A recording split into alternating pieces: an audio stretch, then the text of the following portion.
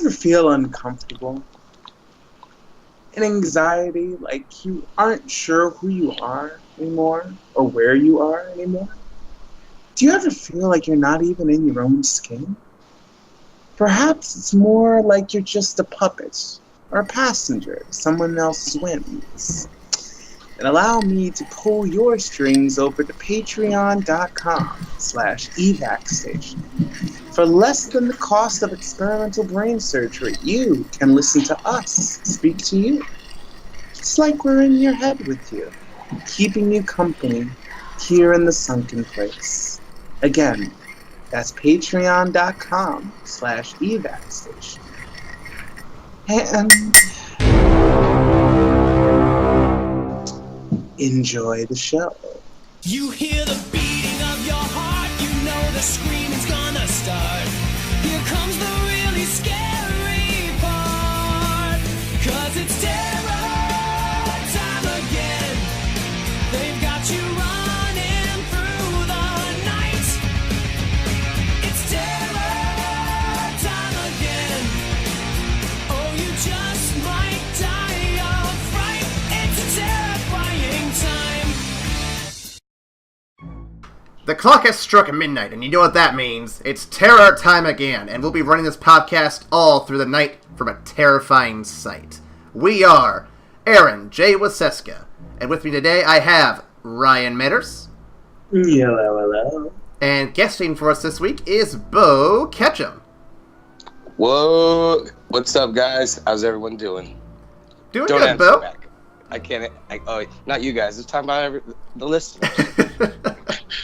Haven't seen you since Doctor Strange, man. How's it been going? Very well. Been watching lots of TVs and movies, shows as usual. Been really liking a lot of the content that's been coming out, and just super excited about doing this. Obviously, if I'm back for a second time, I did something right. So Absolutely. awesome. Totally excited to discuss this movie too. This is going to be a good one. Oh, yeah. And I'm definitely excited for all the new stuff coming out, too, because there's some trailers that came out, some shows on Netflix that came out. If we were doing What You Watching, I'd have stuff to talk about today. But for Terror Time, we're doing something a little different. So basically, I take a question that's kind of related to the movie a little bit and kind of throw it your way. So for you boys today, if you could live the rest of your life in someone else's body, who would you pick and why? Ooh.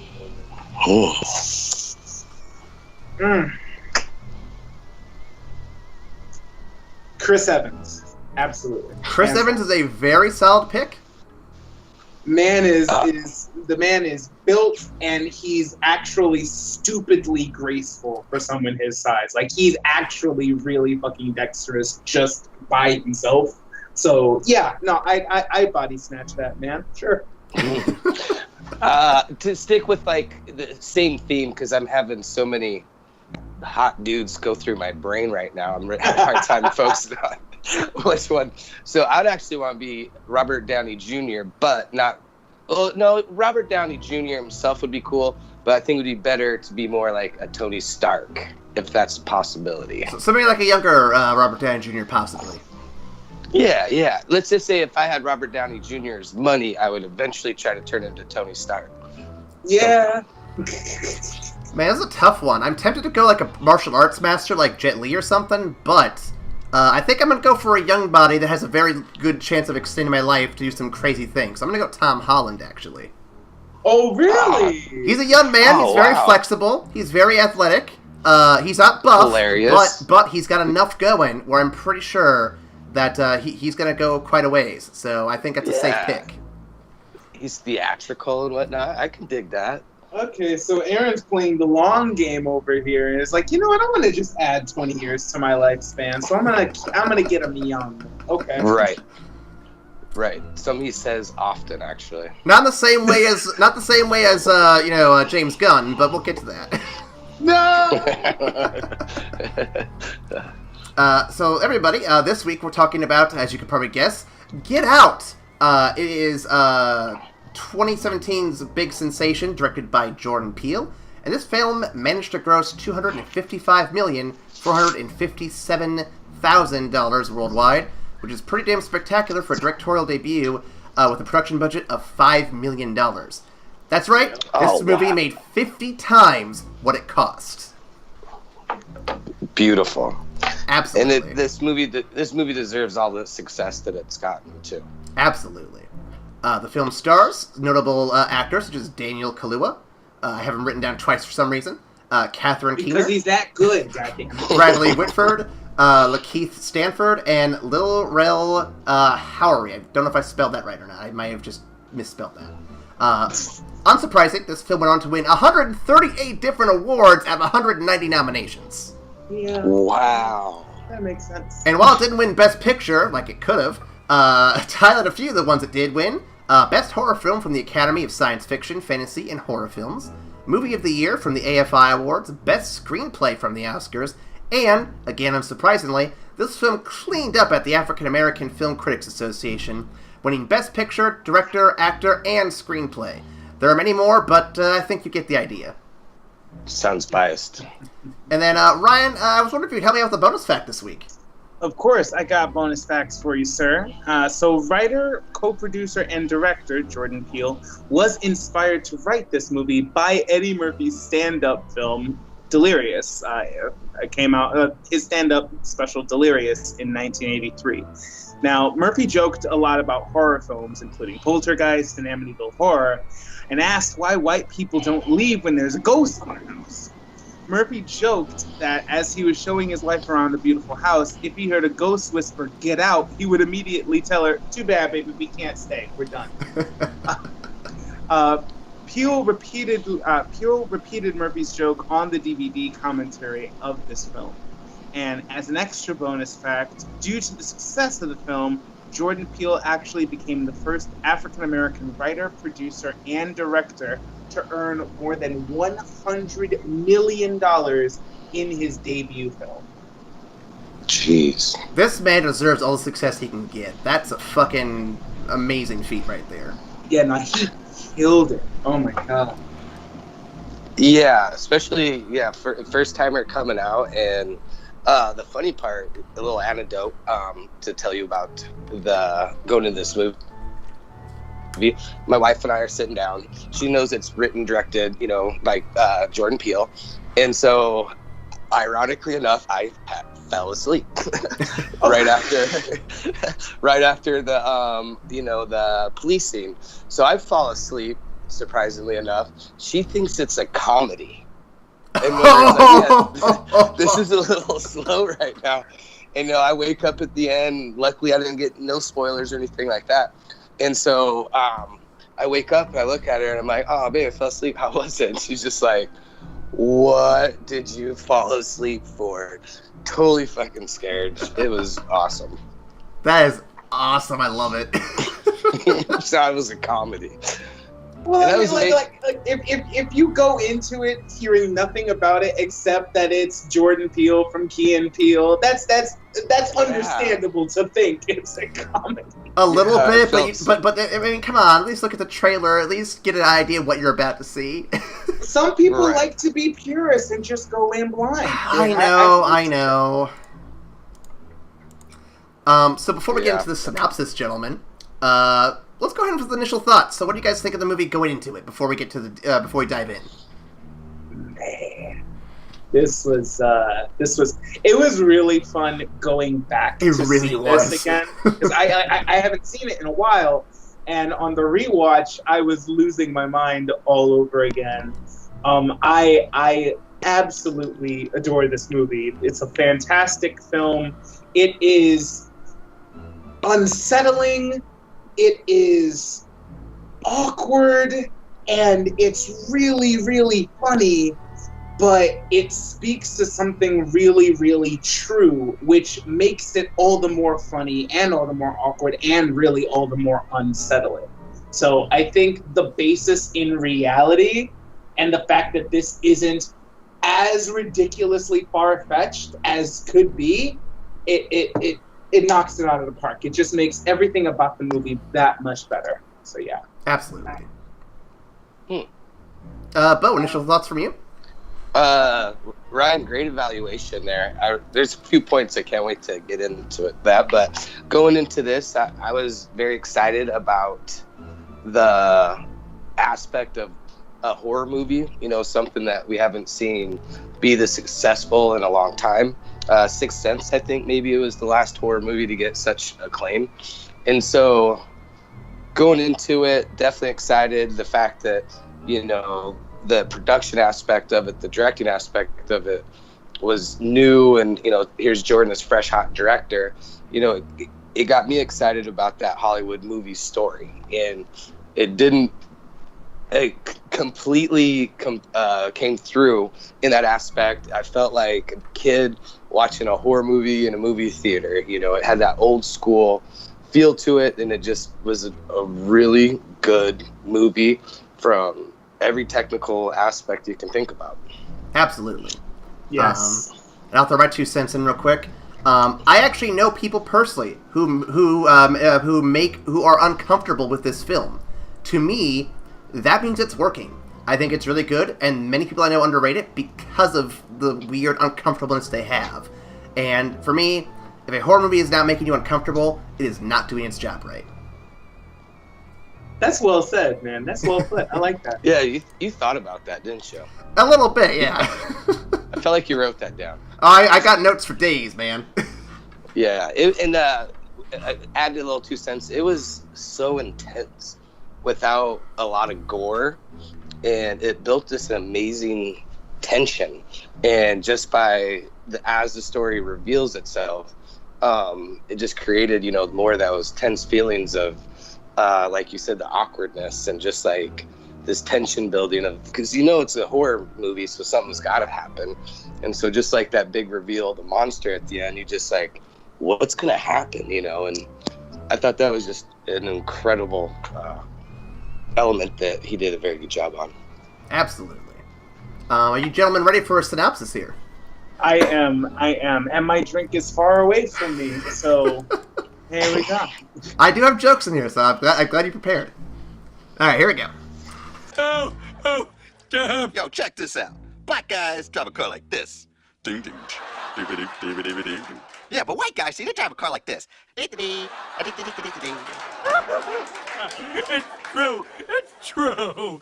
We're so lame. The film begins with a nameless African-American man being abducted in some suburbs. He's gone for now, but he'll be important later. On to more important characters like Chris Washington, an African-American photo boy who takes pretty pictures. He's out on a trip with his girlfriend, Rose, to meet her family at their estate. Along the way, we establish his best bro, Rod, of the TSA, and a cop doing the level of quality we expect from cops circa 2017. But Rose uses her white knighting to keep Chris from an unwarranted arrest or deadly beatdown. When we arrive at the estate, things feel a little off. The black servants act like more like machines. Mr. Armitage is checking his privilege harder than the TSA checks your bags. And Mrs. Armitage gets real personal with an impromptu hypnotherapy session to rid Chris of his smoking habit and trapping him in basically the shadow realm. More on that later. Chris tries to point out the weirdness to Rose the next day, but she asks him why any of this seems suspicious. He shrugs it off, and they attend the parents' elegant dinner party, where everyone talks to Chris about his race with the subtlety of a bag of hammers. He meets a blind art dealer who tries to play it cool, but something's up with him too. He also meets another African-American man dragged to the party, Logan. Much like the black servants, he comes off as a bit stiff and awkward, and there's a dick joke in there somewhere. Chris finds his phone unplugged and lacking charge. He tries to call Rod and tell him what's going on. Rod, logically, tells him that he should probably leave because this is getting him all kinds of bad vibes. Chris brushes it off because Rod is probably just joking. Chris returns to the party and takes a picture of Logan, and the flash triggers him like a flashpoint paradox. He tells Chris to get out, roll credits, and is escorted away to see Mrs. Armitage. Her hypnotherapy calms him back down to his weird robot-like self. Rose takes Chris off for a walk while the rest of the party resumes with an auction. I mean, a bingo game. B34. Anyone? Chris and Rose decide to leave. They return to their room to pack their bags. Chris sends the picture of Logan to Rod, and it is revealed that it's the picture of the same nameless black man from the beginning of the film. And he has a name. And they knew him. And Chris finds photos of Rose with other African-American people, including ones who look like the creepy servants. All the more panic, Chris tries to get to the car, But Rose's brother, father, and mother all stop him. Rose reveals herself to be in the dark side all alone, and Chris is captured. The B-plot begins with Rod using whatever resources he can to find Chris, who has been missing and unreachable for about 2 days now. He knows something is up, but has no real evidence to prove it. Chris gets the exposition that his body will be used to house the brain of the art dealer we met earlier. Jeepers creepers, where did you get those peepers? Chris figures a clever way to get out of the house, find his way through the whole family until the final confrontation with Rose and Grandpa Armitage in the body of the Black Groundskeeper. Chris flashes to Grandpa, who turns on Rose and kills himself. Chris sits over Rose, police lights flash, and it seems like Chris is thoroughly fucked. They turn out to be Rod, who has found Chris and brings him home, while Rose dies from blood loss. End of the film. What a fucking ride this was. That's really... It's impressive. It's impressive. You use the word photo boy. I don't know if that was the correct term. I don't believe it's the correct term, but I thought it was funny. I'm hoping to get some good photo boys for my wedding next year. It'll be great. Oh my god. That could mean so many different things. I have a lot of gay friends, so I mean, they absolutely. I can make photo boys happen. That does not surprise me at all. So now we've gone through that, boys. What are your thoughts on the movie? I don't know. Ryan, I don't know you particular, your background, but this is obviously a movie that plays a very hard social issue right now, white and black. I am a white guy, but no, I don't believe that for a second. I don't know if you could tell, but to all the listeners who don't know me, but I also lived in situations where I was the only white guy.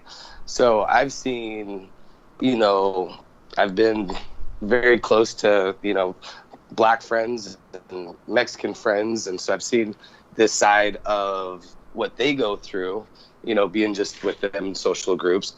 But also on the flip side of that, being the only white guy, I've been, not to a level that we see things today, but a small taste of it. So going into this, I think I have an interesting perspective on, this racial, topic that's brought up with the movie. That is very interesting. It does bring up an interesting perspective. I can say, as a black guy, who primarily actually has a lot of white friends, a lot of this movie hit home for me. I was going to say, I would love to hear more details about that, because I don't know that perspective at all from anyone I know personally, so... Yeah. So, so Ryan, me and you are almost like swapped brains of the experiences. I was the only white guy. You were the only black guy. This is crazy. It's almost like a photo negative. I like it. Hashtag photo boys. Anyway. Oh, we got to get that trending. But no, I like I said, as a guy who primarily has white friends, being black, but also having gone to a small liberal arts school in like northern Illinois, I've been in many situations like this. Like I've had those awkward dinner parties where I was literally the only black guy there, and people just absolutely did not know how to handle it, and were really trying their damnedest to skirt around the racial issue, which never stops being awkward. It absolutely never stops being awkward. I have to ask why they would need to skirt around it in a normal conversation. I mean, you guys could just talk about ninjas or the weather or sports or anything. What's the skirt around? Well, that's the that's the situation. At least that's the situation that I have encountered. Is that a lot of people in that situation where they're interacting with a black person and they don't usually. Gotcha. They find, like, they like, a lot of their mental efforts is either focused on specifically not mentioning that, or making sure that it's absolutely clear that they have no problem with the fact that your skin is a much different tone than theirs is. Right. See, I feel like the easy solution for that is actually think about it and just treat you like a normal person. Yes, that's You would think that. exact answer. You would That's think that. actually the perfect answer. You know, and what I've noticed is in the generations of the 25-year-olds, like in that kind of era, there's a little bit more.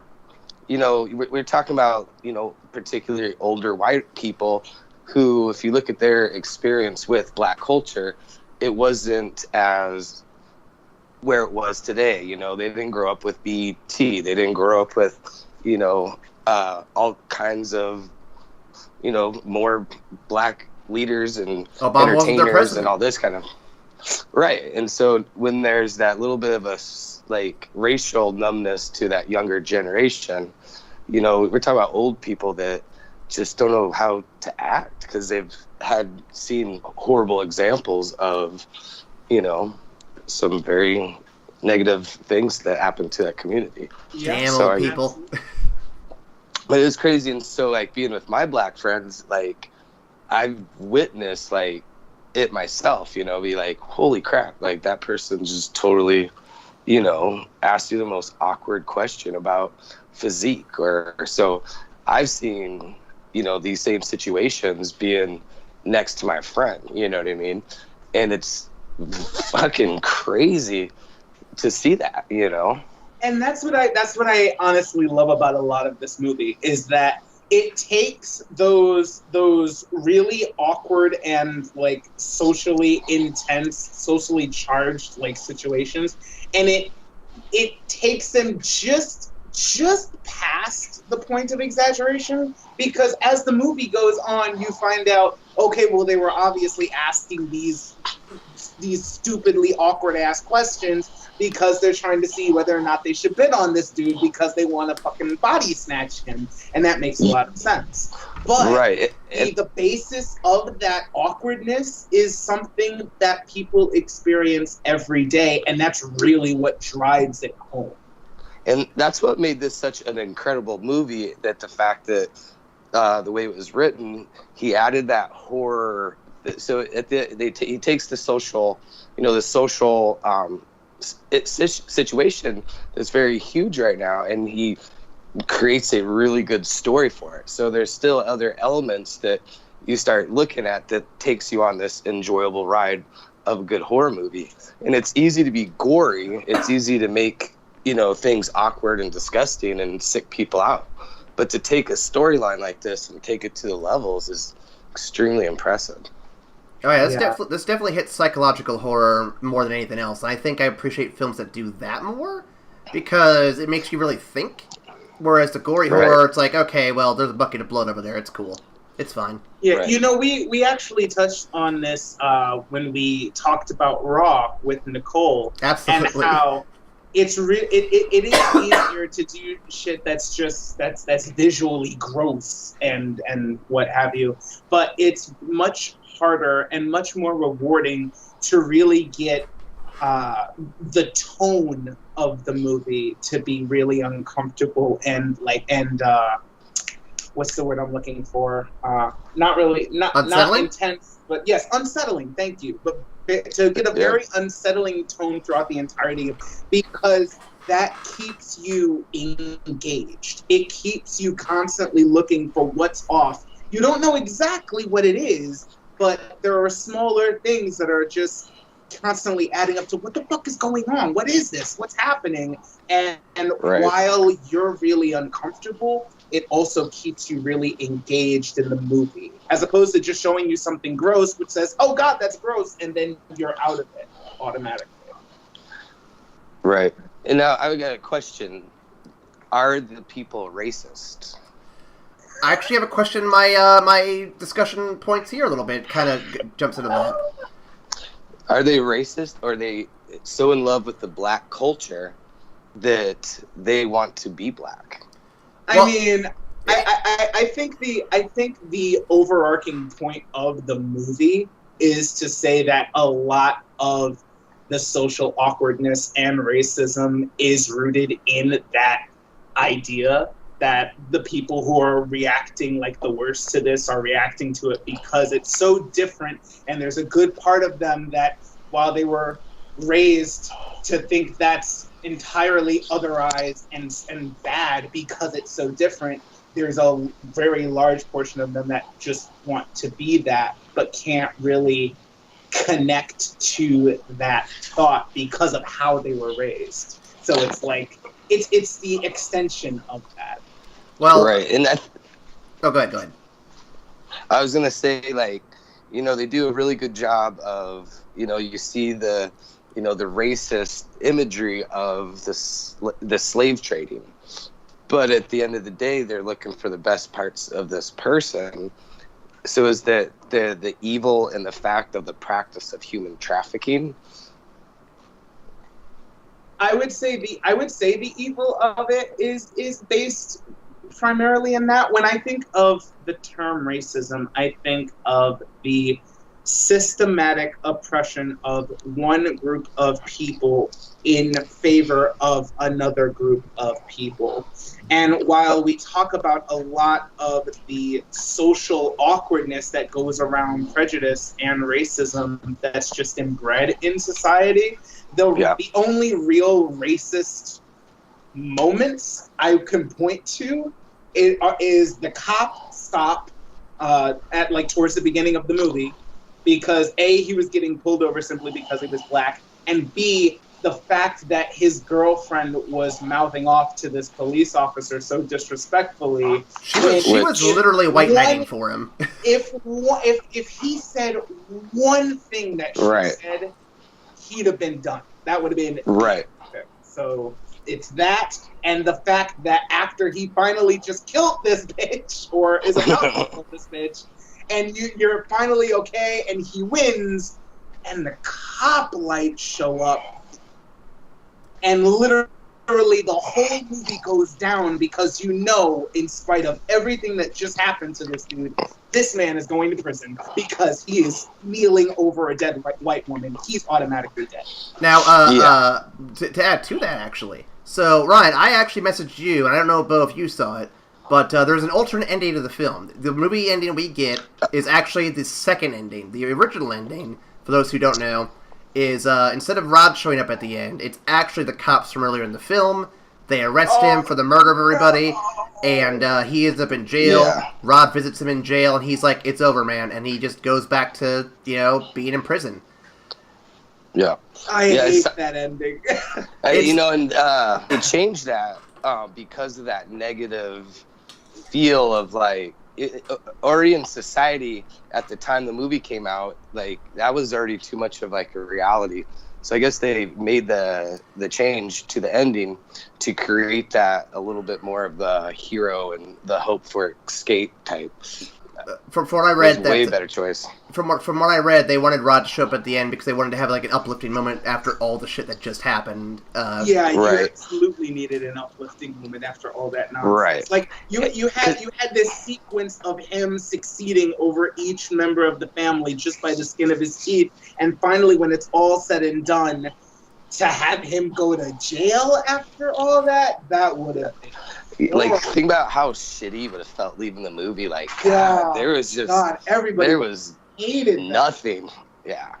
But I think it works much better by just having the threat of that happen as the final scare of the movie. Like the worst scare of it is actually the most realistic thing about the movie, because if the cops show up and you're kneeling over this white girl, you're done. That's it.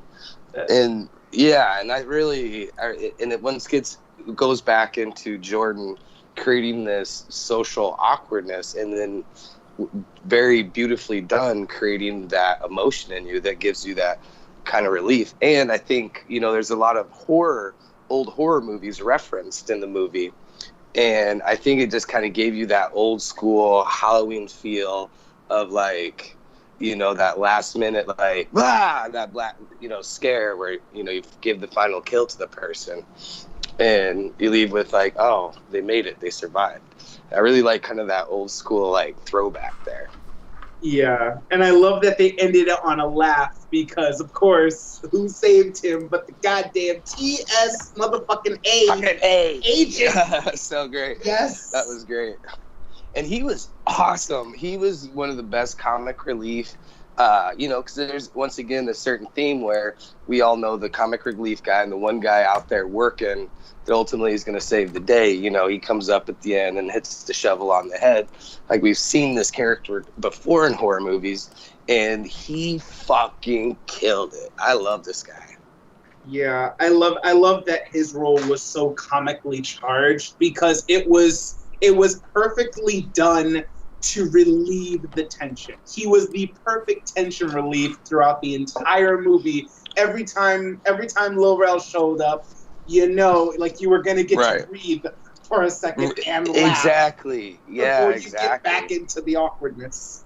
I kind of got goosebumps just thinking about, those little tension relief moments of like, because you don't want complete action the entire. Well, you can, but not in a story-driven movie like this. You're gonna need those act breaks to kind of reset different scenes. And they did a good job not taking it too far, because I know in some films when you break tension like that, it can really just kind of, I don't know, dilute it too much where you can't take the moment seriously. For what's happening. So they did a good job balancing it out here, I think. They didn't overdo it. There's a difference between relieving tension and then completely stopping the momentum of the film. I think they played that line very well. And I think that goes to show the care and respect that Jordan Peele actually has for making movies. Like, he brings a very Quentin Tarantino love of just knowing about how movies are made.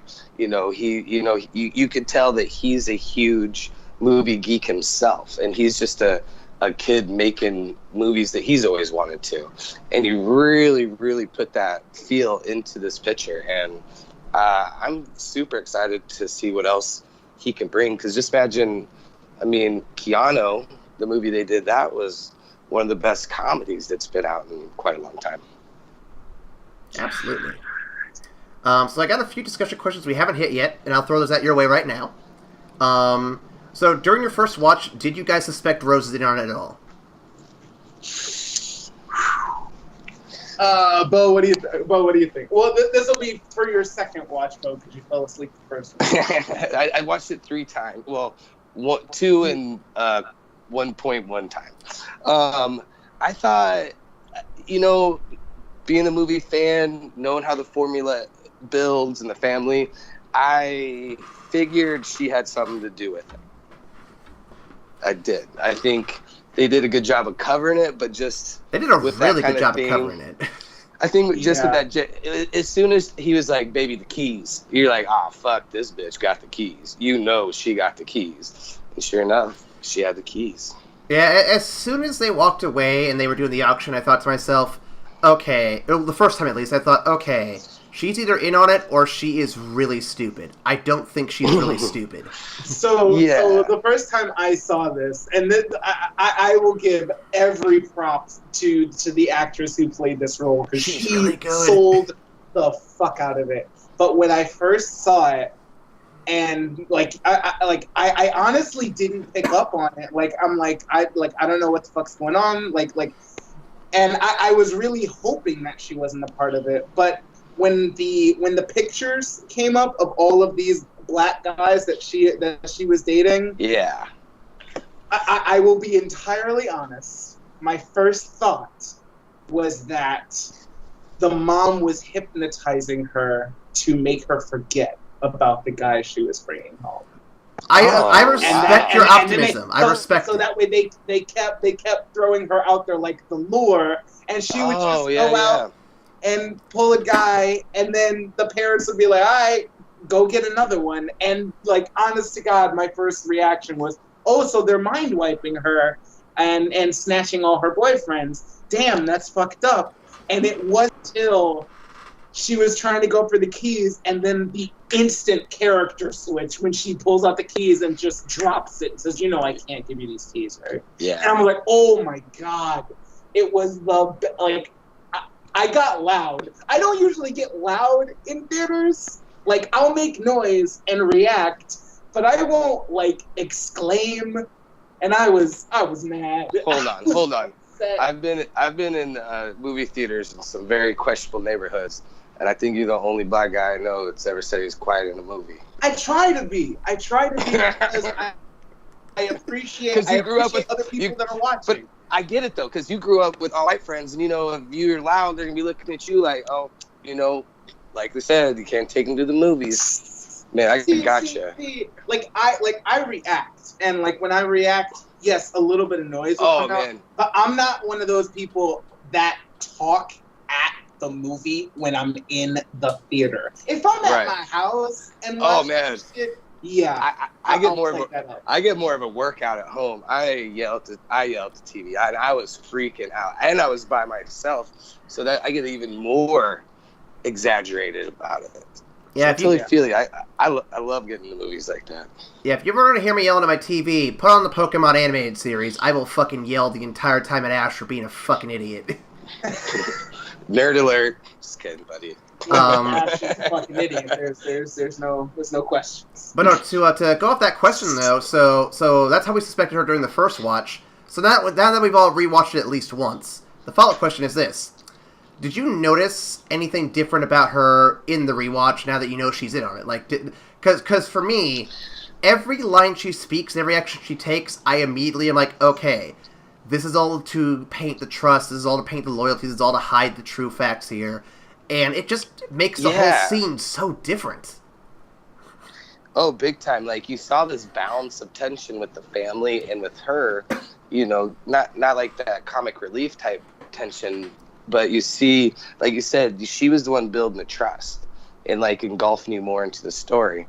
And to go back and look at those lines, she killed it, though. There wasn't any big reveals. Like, she emotionally was attached to that scene so well that second watch, she did a really good job of making you believe that she didn't have any clue what was happening. Yeah, and it's a credit to her acting, really. Right. Like, because you go through and you watch it the second time, and you're not, like, I'm not catching things that I missed originally, and like, oh, she actually did this, which meant that she was finagling him the whole time. Like, the authenticity of her acting is still there. It's just made so much more nefarious when you know she's actually playing him, just like, it's so sociopathic. It's like, to see, like, especially emotionless. Go back and she's a totally normal, loving girlfriend who is just a normal white person who treats her black boyfriend like just her boyfriend, and that's it. And that's the fact the that it's all an act is just so fucked up on the second viewing. Right, that's the evil of the family itself. The fact that they're willing to allow this human trafficking to continue because of the evil of the family. And, like, she ultimately is, like you said, the sociopath of the family. The psychologist is just hypnotizing people. The neurosologist is just transferring brains.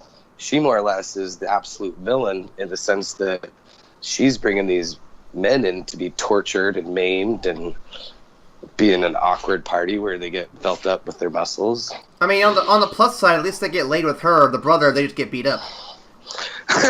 Yeah. Yeah, right. It doesn't make it better. It just, you know, it's at least something to think about. How many of you want to see who's the character, the guy who says the get out line? Andre. Yeah. Mm-hmm. Could they not get Dave Chappelle for that? Because I think a parody of that character with, like, them teaming up with Jordan Peele would be absolutely hilarious. Oh my god, a Dave Chappelle Get Out parody. Yeah, remember how he did that with The Walking? He did that SNL. He did all of his Dave Chappelle characters, and it was the Walking Dead Negan scene where they're all on their knees, and so it's all, you know, all of his old characters. and then he plays, essentially a black Negan who takes them all out. It is one of the most hilarious things. So when I saw that, it was kind of, because he walks up and he kind of has that little Dave Chappelle stroll, and he kind of, oh, hey, how you doing? That first intro, I'm like, oh my God, did Dave Chappelle charge too much for this movie or what? So I don't think Dave Chappelle would have worked in that role. He too slow. No. I think it makes sense that he's as young as he is. Yeah. Oh yeah. They're getting like the younger black guys. So I think he actually played the role perfectly, because I gotcha. Especially and this leads into another interesting point. But have you guys heard of the term code switching? I feel like I probably heard it, but I don't recall. Okay, I'm gonna school you on some stuff. Oh, so, boy. The idea of code switching is when you talk, when you change the way that you speak around certain people, and it's different than how you normally speak. Oh, okay. Consider Lil Rel. So you never like, if you contrast it with Chris, who keeps like a pretty even tone and just doesn't really change how he speaks. How he speaks is just how he speaks. And I really like that they made that character choice with him. But Logan, like when he's when he's abducted? Like, he's at the when he's body swapped and he's at the party, and he has a very like robotic tone,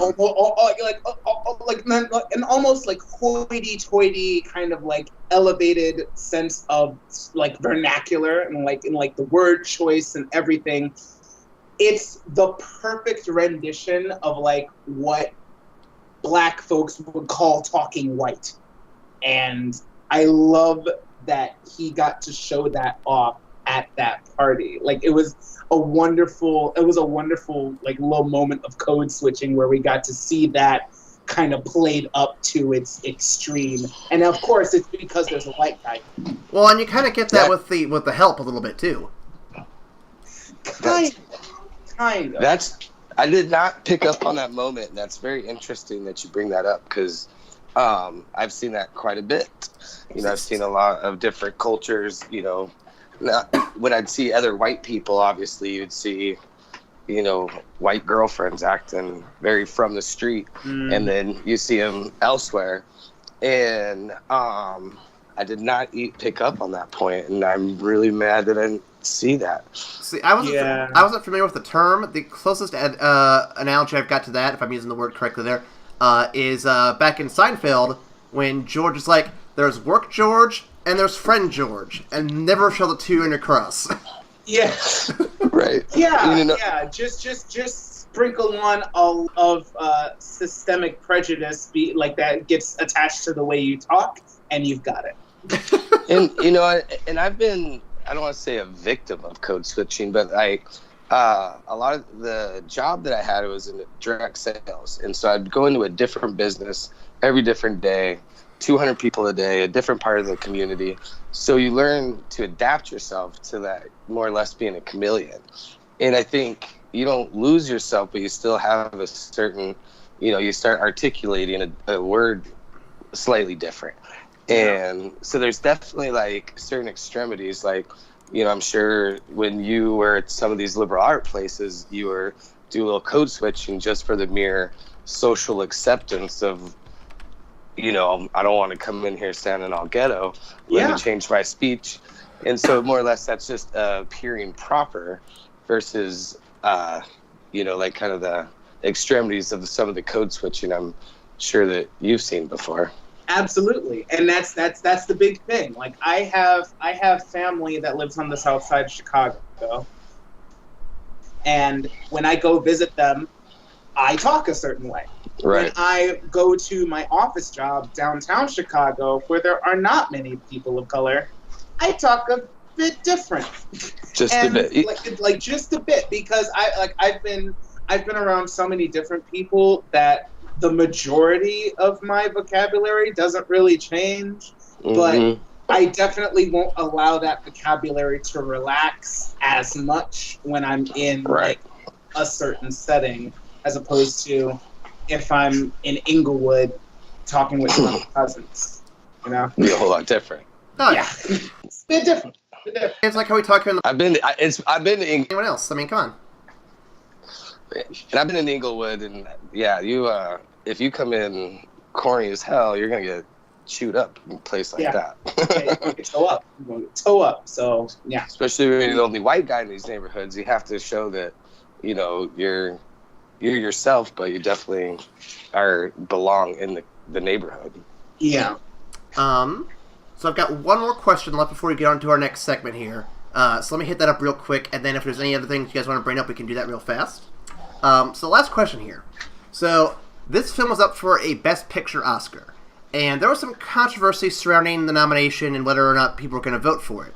In fact, there was reports saying that people who were in the Academy felt they were pressured to vote for it because of all of the political hype around it, so to speak.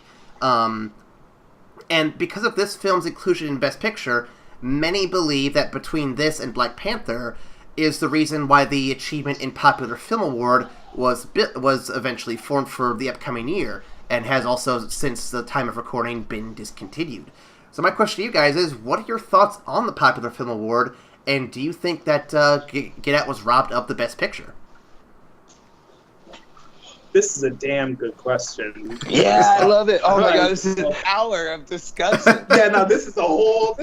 Oh my god, we have to have a mini podcast to this podcast. And I think that might be a good, edit this part out, but that might be a good idea because, not all these movies were doing out a sentiment and a love for movies, but this is actually a very, social awareness movie that has, such a connotation to it. So I mean, I could go on for hours about this.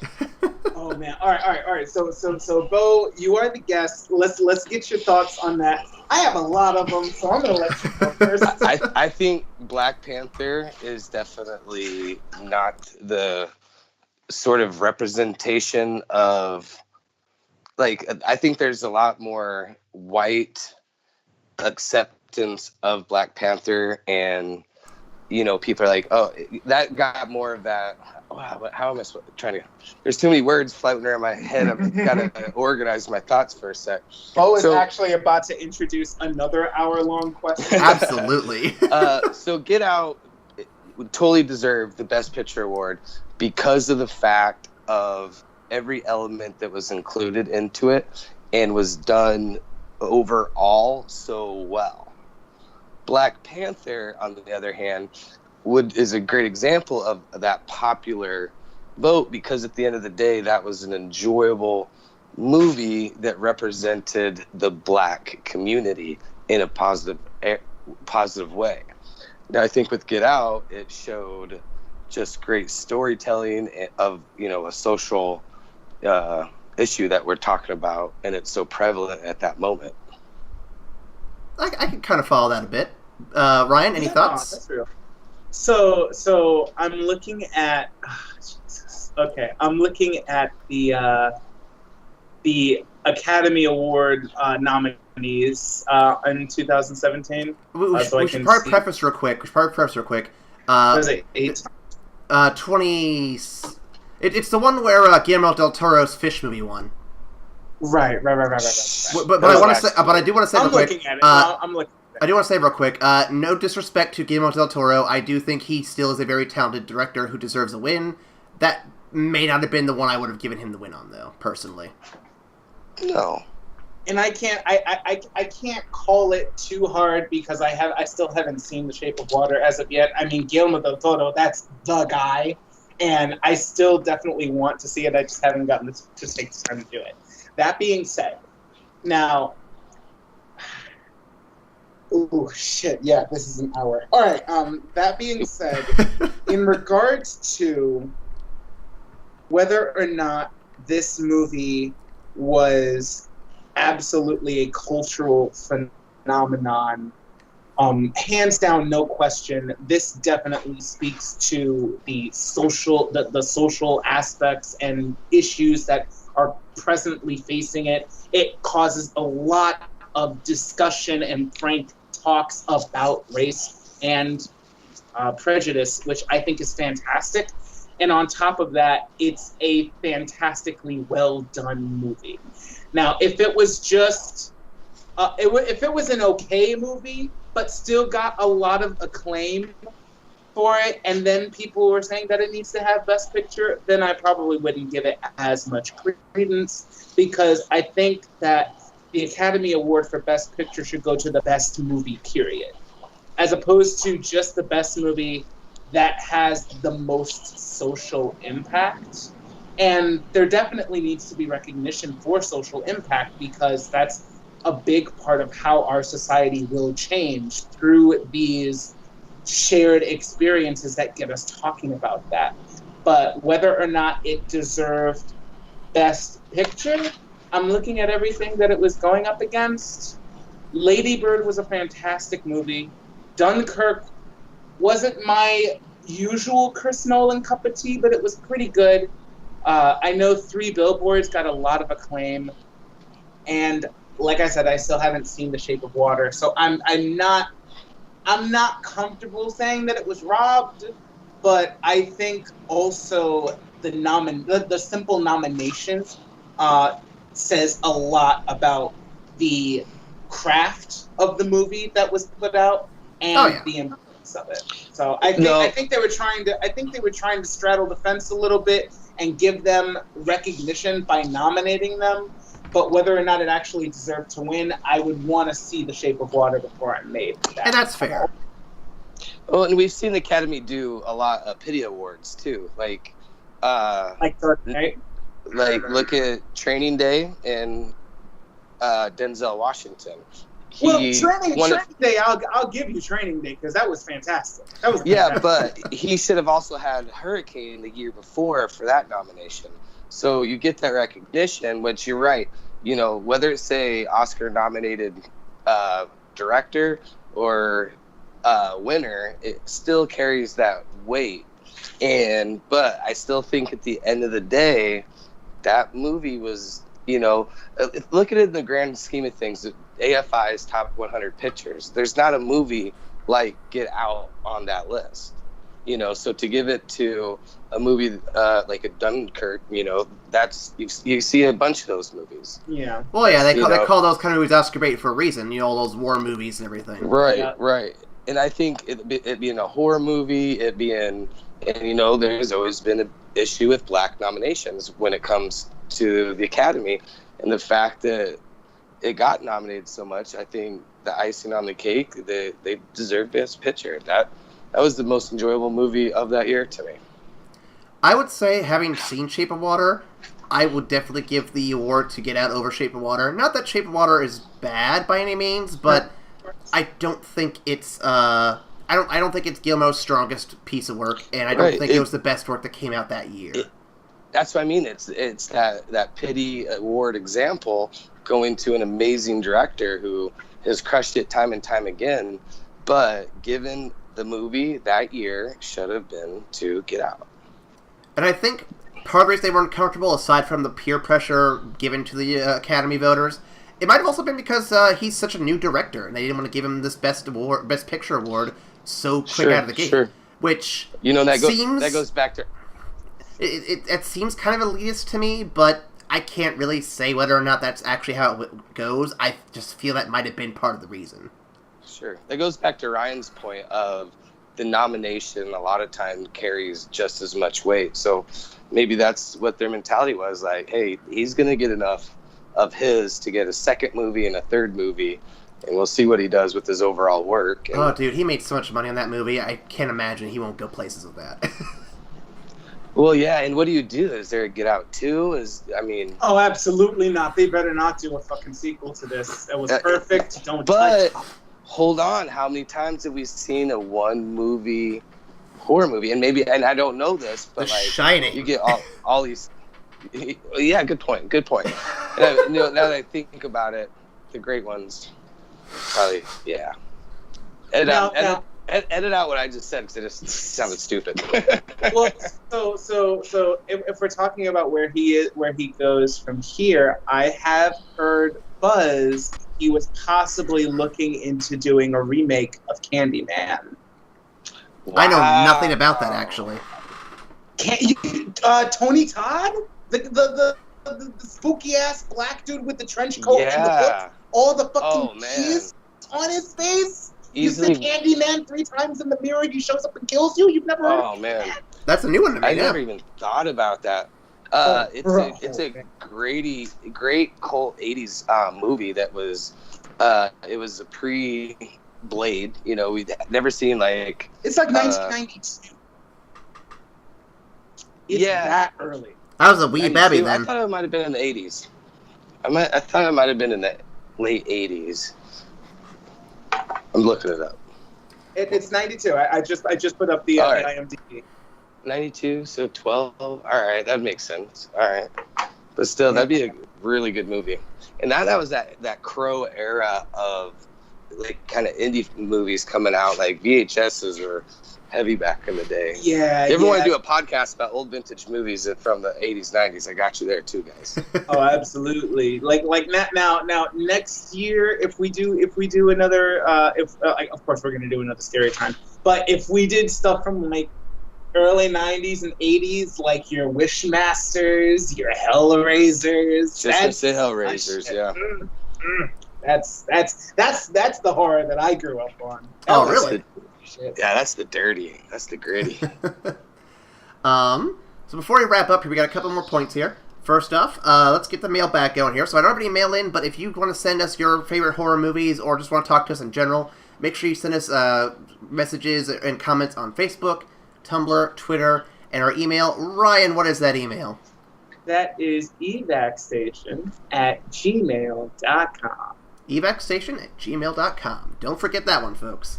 And before we get to ranking the film, let's do a quick round of trivia for you boys.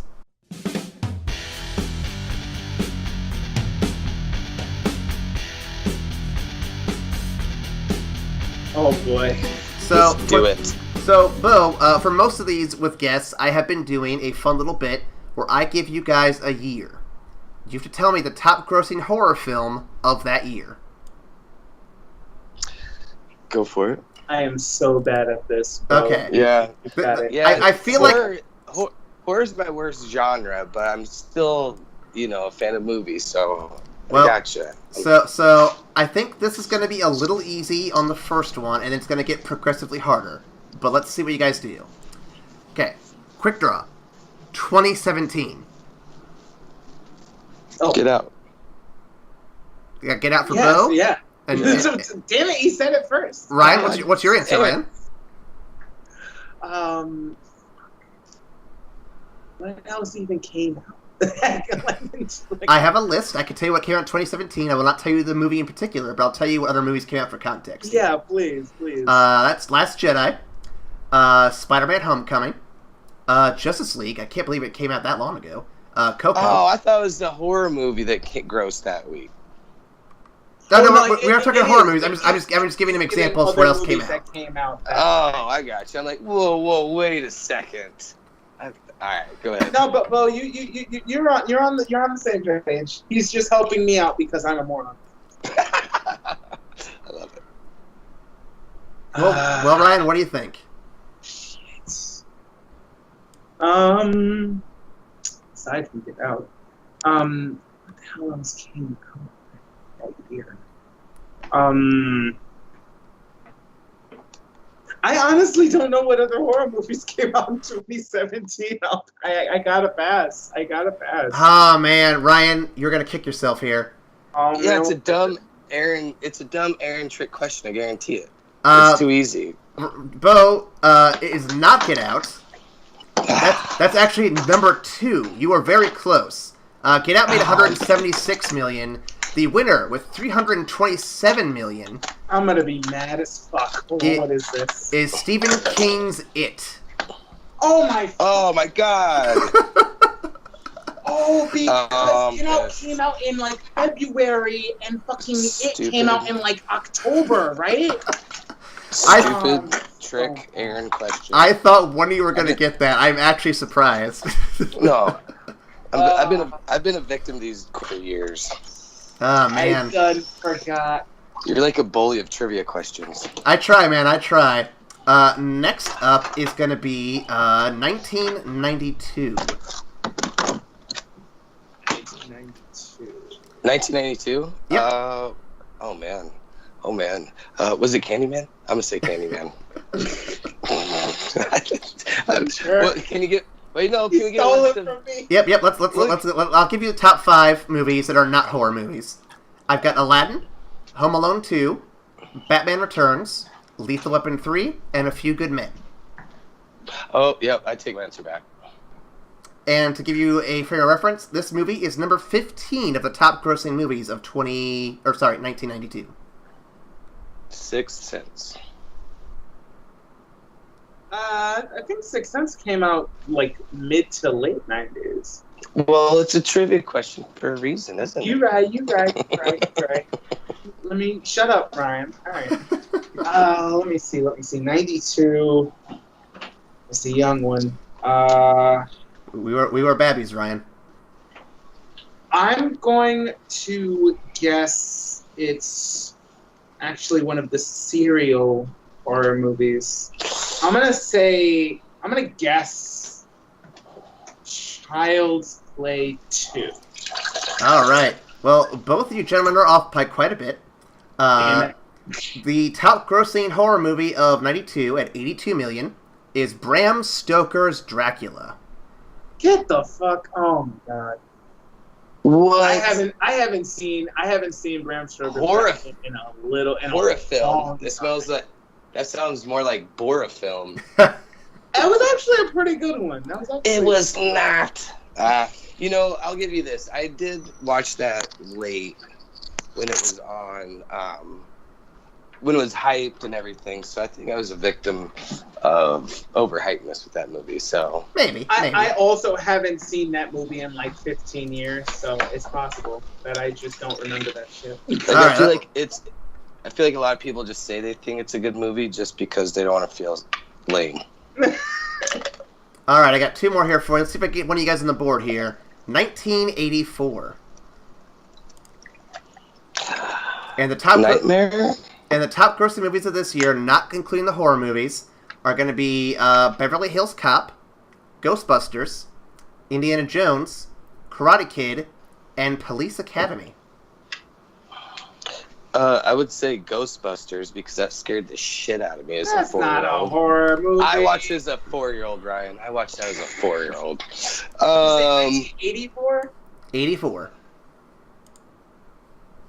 I'm going with Texas Chainsaw Massacre. I'm going with Nightmare on Elm Street 3. Oh. All right, and the answer is Gremlins. Oh, what? That's a Christmas movie, you asshole. It does have the horror tag on it, though. It counts. What?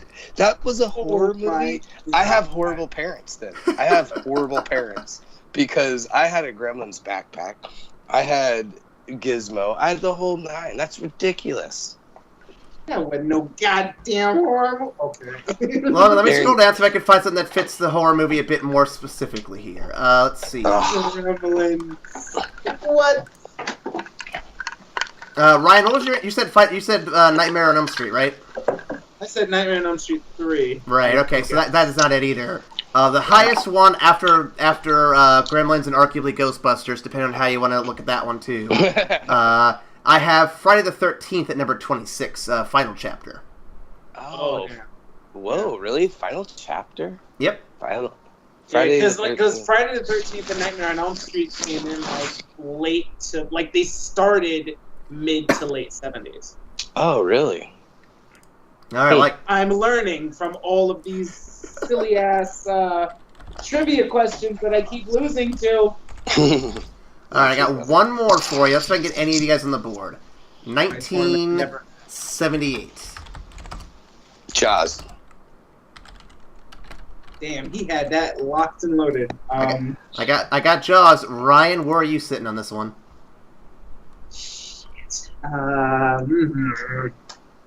Other movies that came out. Just to give you a heads up.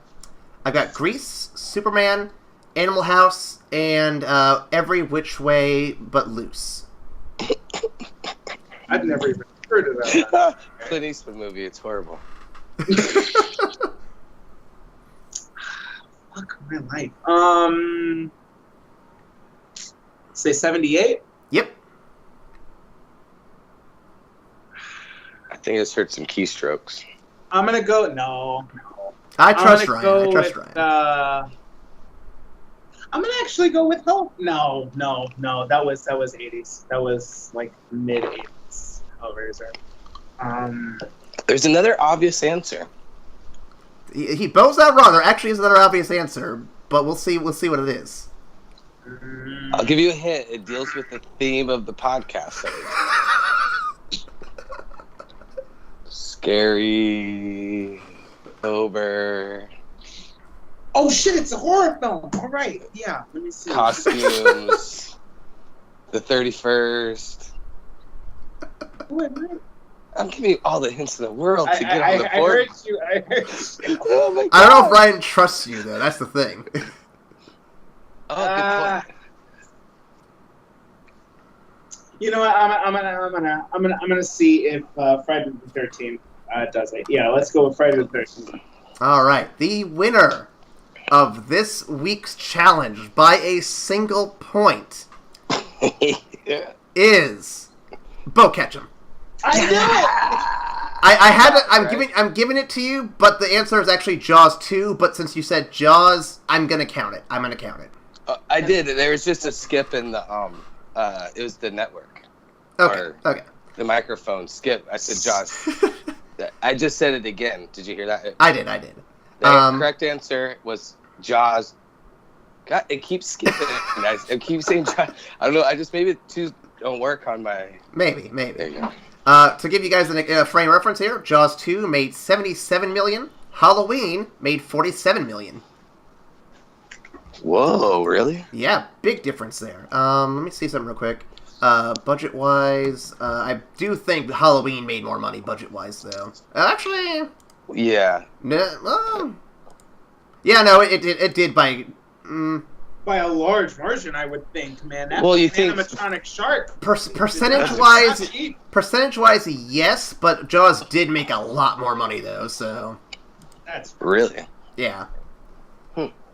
that's Very interesting. So yeah, that is our trivia this week, and now we get to rank the movie real quick. Bo, for this season, or for this little mini series of Halloween movies, we're doing a quick, simple theme of bucket or fuck it. If it's good, it goes in the bucket. If it's bad, we say fuck it. Well, usually when I like something, I would want to fuck it. So I have this kind No, of don't. That's how you end up meeting her parents and then getting fucking body snatched. Don't do that. Don't do it. Right. It's a trick. Oh, bucket for sure. This is one of my favorite movies. This is arguably a top 5. Is a desert movie. You know, if you have 5 movies to take on a desert, this would definitely represents the horror genre of that. Oh damn, that's high praise. That's I'm saying, praise. And it's a new movie to me, but I think it was done just excellent. I'm with Bo on this one. I will also buck it. I think it's definitely up there. It is one of the best horror films out there. It's definitely the best of this new breed of horror film we're getting, this socio-political kind of horror, which I want to see more of, honestly. It's very good to talk about. Yeah, no, hands down, it's definitely going in the bucket of blood. It's a fantastic film that really strikes an amazing tone, and it's so grounded in reality that it's really fucking unsettling. So yes, 100%. Well, you heard it here, folks. Everyone is on board for Get Out, so get into the theater and watch this, or get out. I mean, pretty simple. Roll You credits. you killed the synopsis, bro. You killed the synopsis. Make it a 10-minute break before the next one. How about that? So thank you all for watching, and we'll see you. Let me check the schedule real quick. So if Get Out is coming out second, then y'all will be listening to A Quiet Place next week, and then we're going to go record the week after that right now, which is Annihilation. So we'll see you after the credits. And the monsters grunt and groan, Bye. rotting faces full of slime. Don't you know it's time?